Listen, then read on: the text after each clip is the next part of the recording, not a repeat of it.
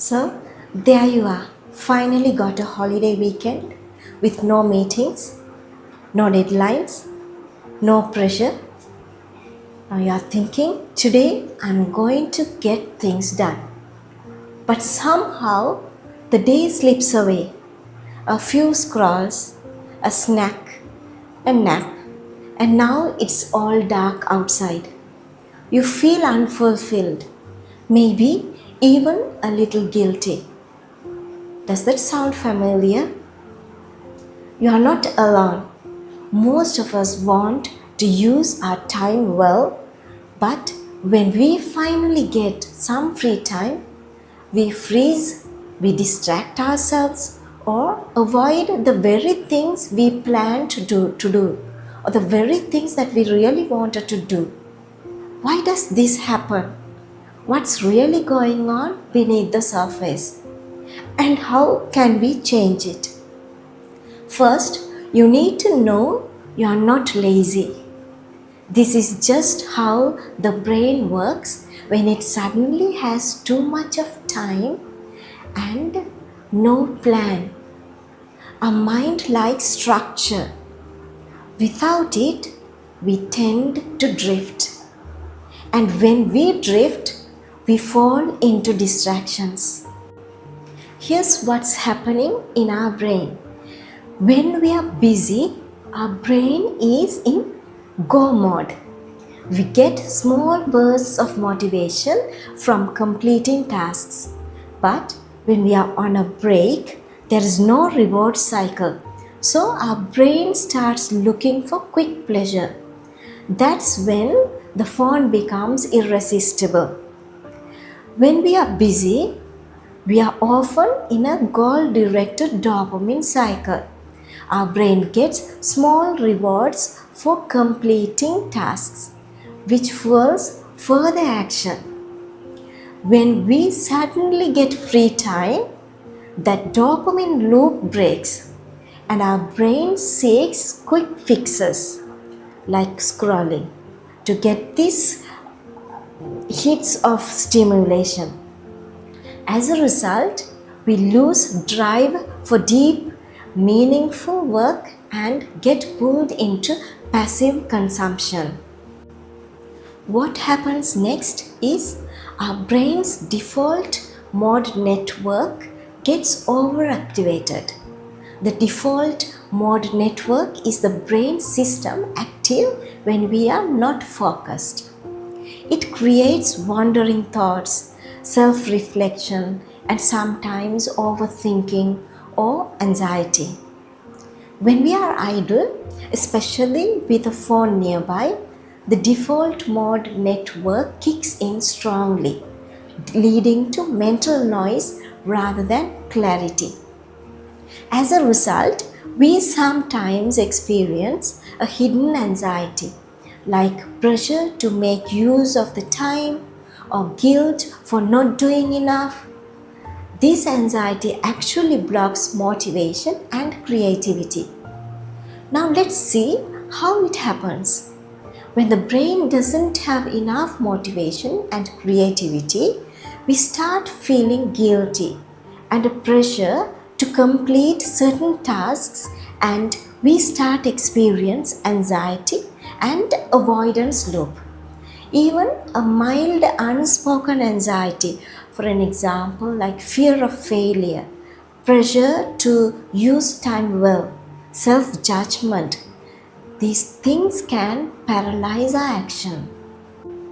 So, the brain responds to this anxiety by avoiding or choosing low effort, low risk behaviors like scrolling or dropping a task halfway. If we talk about creativity and energy, they are context dependent. In one of the videos, I have already spoken about eustress, which helps us to be creative and productive. When we are busy, pressure and structure give our brain boundaries and direction. That activates creative flow. Now, when we get a holiday, We have plenty of unstructured time, so our brain doesn't know where to direct the energy. Creativity needs some amount of tension plus rest, not just simply rest. Let's explore step by step how to handle this type of situation. Number 1, give structure to your time. Create a gentle routine. For an example, like 30 minutes of reading, 1 hour of creative work, 1 hour of walk. Okay? Use time blocks, but stay flexible. The brain focuses better when there is a clear beginning and end. Second, start with low effort but high meaning tasks like cleaning your space, journaling, walking, light reading. This builds momentum without pressure. Action precedes motivation, not the other way around. Thirdly, set sacred phone-free time. Even 90 minutes a day where your phone is off or in another room can reset your attention span. Use this time to re-engage with deep work or flow activities. Fourth, use the alpha state intentionally. Start the day or midday with 10 minutes of alpha inducing meditation. We will talk more about it in another video. Then immediately do a creative or meaningful task. Fifth one, name the anxiety without judging. Write down what exactly you are anxious about. For an example, like you can write, I feel like I should be doing something big, or I'm afraid I'll waste this time.